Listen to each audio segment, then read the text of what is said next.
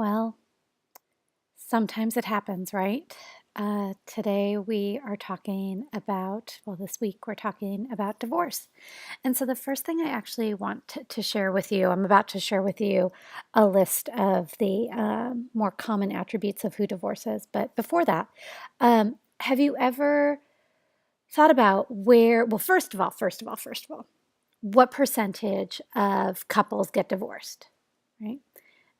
What do we always hear? Like, what percent of all marriages end in divorce? We usually hear like half, 50%. And I wonder if you've ever thought about how those numbers are gathered, right? Because when you think about it, there is no societal hub of information. There's nobody sitting behind computers tracking and keeping databases on um, divorces. Like, oh, this person got married to their spouse in 1972. Oh, let's cross them off the list. They're divorced.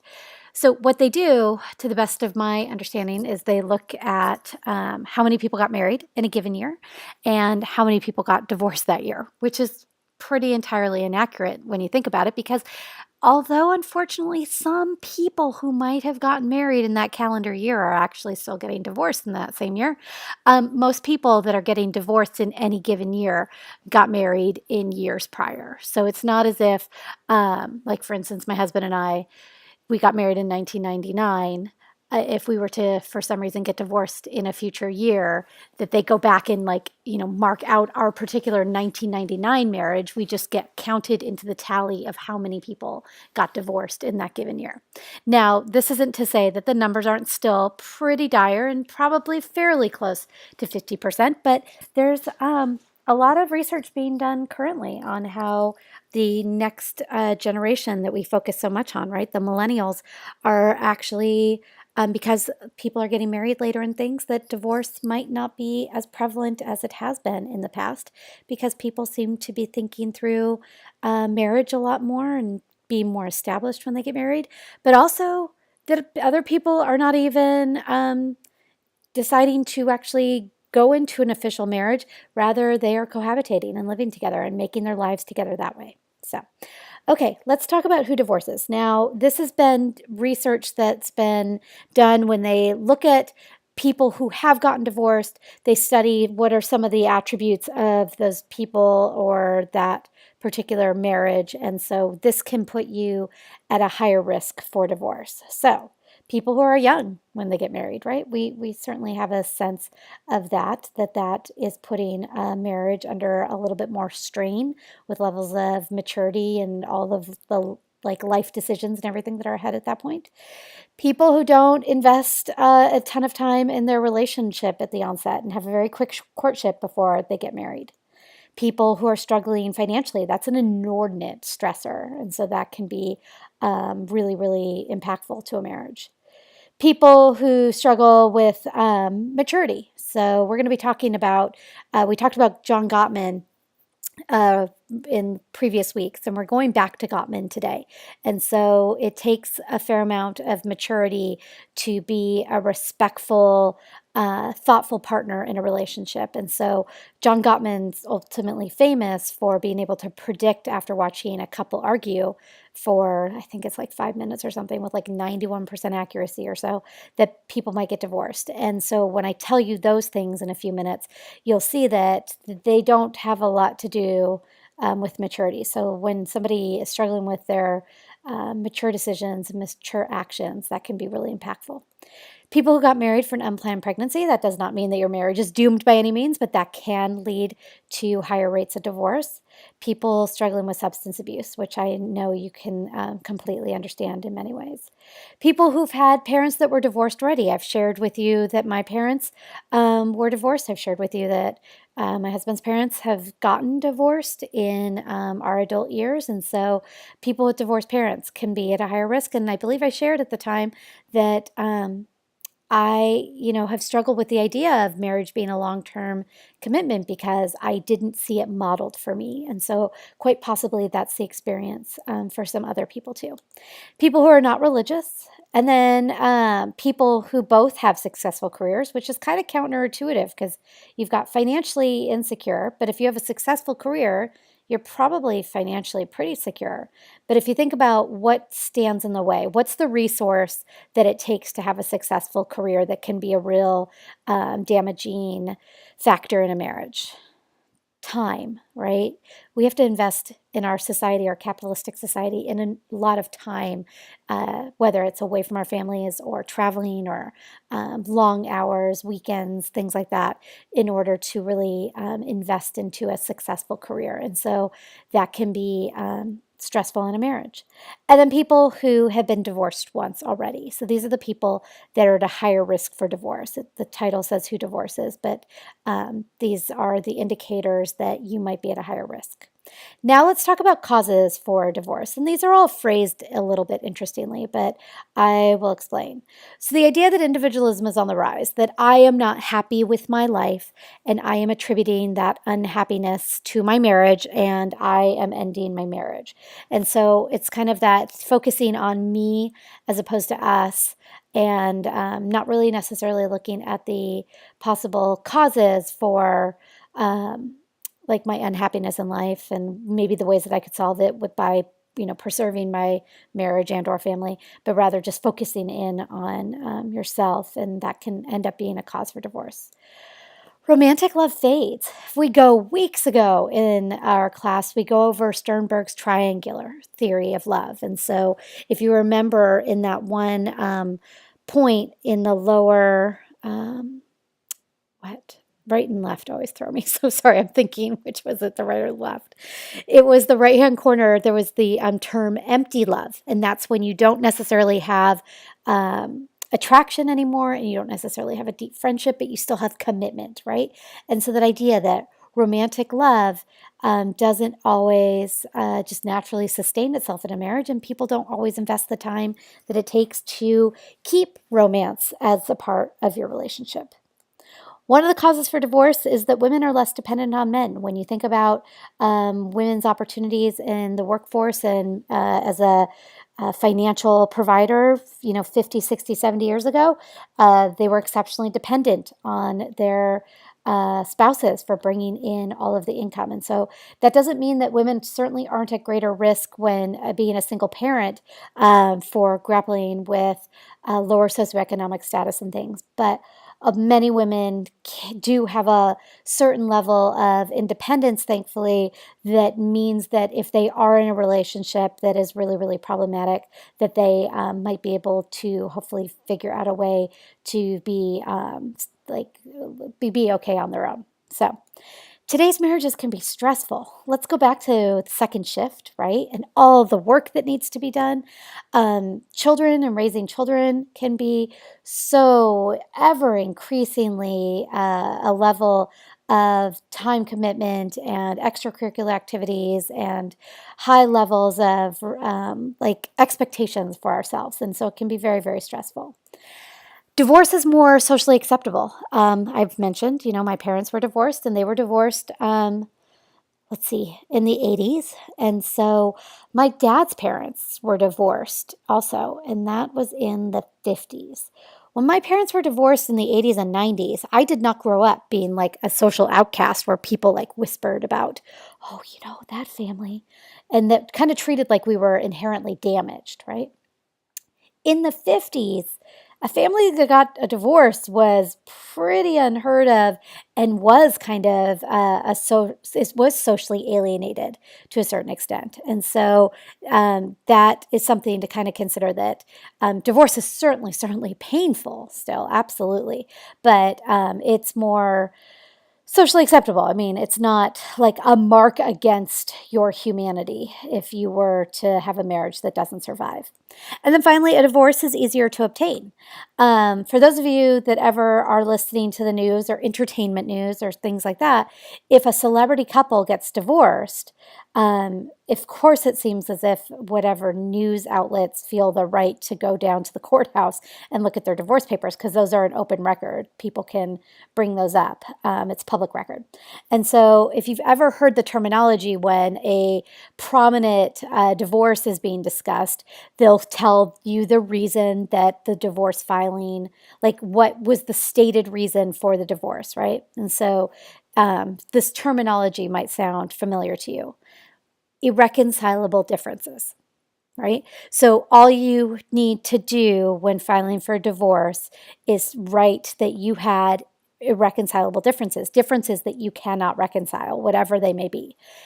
In the past, you almost had to prove that you had a reason, like maybe my spouse was cheating on me, or maybe they were hurting me, or they whatever it is. You usually had to prove that one party or another was guilty of something, thereby the need for the divorce.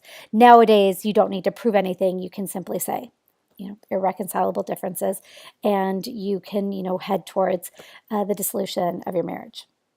Okay, let's go into John Gottman's he calls it the four horsemen of the apocalypse, which is pretty dramatic, right? But the idea is, and I'm not a four horsemen of the apocalypse expert in life, but isn't that mean like they ride in and that means the end of the earth or something? Well, this basically, right, they ride in and it's the end of your marriage. So if John Gottman sees these following four things, he feels that, and he's been able to predict that couples will be at a higher risk for divorce and ultimately a lot of times do get divorced. So this particular PowerPoint, you can see how I'd like to try and have images and stuff, and I haven't had any so far. So I don't have some creepy picture of the four horsemen of the apocalypse, but I do have the four giraffe, right? So hopefully that got you to laugh for a quick second. But in all seriousness, let's talk about these four horsemen, because I honestly think that this is probably one of the most valuable lessons that can come out of discussing marriage and family and everything, because being on the lookout for these four things, I think, is pretty darn crucial. So first is criticism. Criticism looks different than complaining, right? Complaining looks like if I were to come home on a long day, like I'm recording this on a Tuesday, and so Tuesdays and Thursdays are my long days. And so if I came home and my husband was sitting on the couch on his phone or watching TV or something, and the sink was overflowing with dishes, right? Even on my long days, I think I still get home before he does. But anyways, let's go around for the sake of the story. So if I come in, I see the sink overflowing with dishes. He's just sitting on the couch, futzing with whatever it is. And I go like, oh, gosh, I'm so tired. I don't want to have to clean up the kitchen. That's complaining. It sounded pretty natural coming out of my mouth, right? Because I'm a really good complainer. But criticism is when you're attacking the person. So here we go. If I come home, the sink's full of dishes, he's sitting on the couch, looking at something on his phone. Do you not see the kitchen sink? Like, what? Can you not realize when you come in the door that those dishes aren't going to do themselves? And what is wrong that you think that it's okay to sit on the couch and just look at your phone? Can you see how that sounds really natural coming out of my mouth too? Trust me, I'm not that good of an actor. Criticism is when you attack the person. Like, what's wrong with you? Why don't you realize? Like, that kind of attack. And so that is very different than complaining and can be really, really damaging. Next is contempt. And pay attention to the spelling, because I sometimes have students get a little confused with content, like T-E-N-T, like happy. No, contempt, that E-M-P-T is really important. Contempt means like, I can't stand you. Like, you breathe wrong. Like it's like you just have no patience and you name call and you're just mean, right? So that's contempt. Next is defensiveness. Now, defensiveness and criticism is going to a lot of times, I think, go hand in hand. Defensiveness is when you're going to constantly deflect. And so, no, it's not me, it's you. No, you're wrong. I wasn't doing that. You misunderstood. Like deflect. And I think we can all think of somebody in our lives, whether it's in a romantic relationship or just a familial relationship, whether it's a sibling or a parent or it can be somebody, that we work with or that is constantly defensive, that you can't bring up, even not criticizing, right? But in a constructive manner. Like if you bring up some kinds of concerns, that they can be met with automatic, just, protection and not listening because they're so busy protecting themselves. So, defensiveness. And then finally, the last one is stonewalling. Stonewalling is kind of like what it sounds like. You're going to build up a stone wall. I'm not talking to you about this. I'm shutting this down. I refuse to communicate with you, which is extremely damaging. So, I have to admit, in my relationship with my husband, he's been a stonewaller over the years. I've probably been a criticizer. We've probably both been defensive, but here nor there. But I am hyperverbal. This might come as a surprise, considering you've now listened to a fair amount of lectures. And so I talk a lot. I talk fast. I'm argumentative. I debate, and he gets overwhelmed by all of that. And his mechanism to protect himself is to just shut it down, shut me out. And that even eggs me on even more. And so we've had to work on the fact that really what he needs is for me to calm the you know what down and to have a break so that we're not just instantaneously yelling at each other. So as opposed to I refuse to talk to you, stating in a more healthy manner, like, I want to resolve this, but this is really overwhelming and upsetting me right now. Can, we take a break for like 20 minutes or something and come back to it?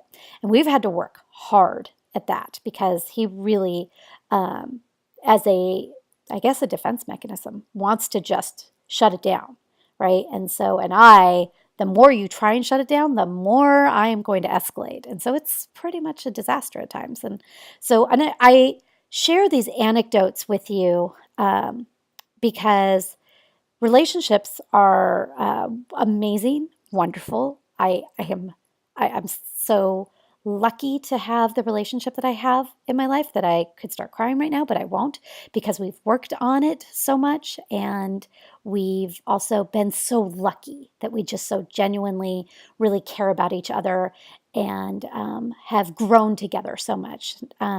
But there's hard times. There's really struggles. And a lot of times you face the same like argument over and over again. And so I try to be really forthcoming with my students in talking about the things in our relationship that we've struggled with when a lot of times in our society, and I talked about this a little bit when we talk about like thinking about advice and everything, a lot of times we keep all the hard parts of our relationships under wraps and act like everything's okay because we certainly don't want to risk the judgment of other people in our lives, and sometimes we don't even want to admit it to ourselves. And so I certainly tell you these things in the hopes of kind of encouraging a dialogue of honesty for your own self, but also to kind of have a sense of camaraderie that I think everybody in relationships has, hopefully, these wonderful, transformative moments that they cherish, but they also have these moments that they really need to work on things. And so hopefully by learning Gottman's Four Horsemen of the Apocalypse, you can tuck away these words and really utilize them as a tool to be on the lookout for these behaviors, to make sure that you are modifying your own behaviors if you're doing these things, and then also, to work with partners that might be struggling with this. Okay, the last thing I want to leave you with is he has the number one predictor of divorce. Out of these four things, what do you think the number one predictor of divorce is? It's contempt. If kind of hatred, name calling, you breathe wrong kind of stuff. Yeah, that's not saying you can't come back and rebuild a relationship from that, but that is pretty darn tricky. I hate that I'm ending this lecture on such kind of a downer moment, but at the same time, I will reiterate, I hope even in talking about these tough things that you are finding a lot of value in it and can utilize these concepts going forward.